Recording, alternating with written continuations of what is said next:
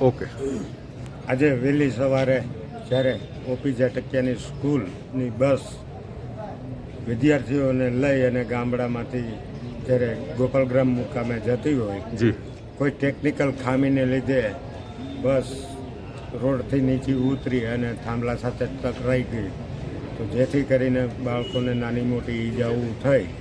તો આજ રોજ અત્યારે હું અમારા ધારાસભ્ય શ્રી જેવીભાઈ કાકડિયા, નગરપાલિકા પ્રમુખ જયરાજભાઈ તથા આજુબાજુના સરપંચશ્રીઓ તથા વાલીઓ બધા દવાખાને તપાસ કરવા અને વ્યવસ્થામાં હાજર છીએ.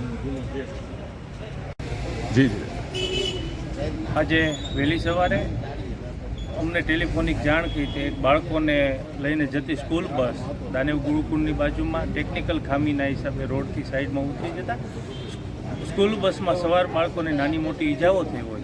તાત્કાલિક 108 ચલાલા નગરપાલિકાની એમ્બ્યુલન્સ સહિતના વાહનો સાથે બાળકોને સિવિલ હોસ્પિટલ ખાતે પહોંચાડતા તેમની પ્રાથમિક સારવાર તેમજ જે લોકોને જરૂરિયાત હતી સામાન્યથી વધારે જેમની ઈજાઓ એવા બાળકોને અમરેલી રિફર કર્યા છે.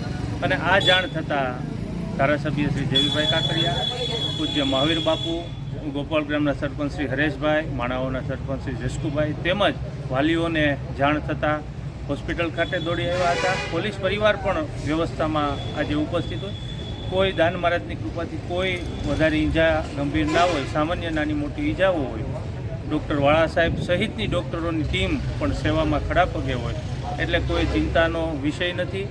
આખી ટીમ ખડે પગે છે અને બાળકોને પ્રાથમિક સારવાર આપી દેવામાં આવી છે.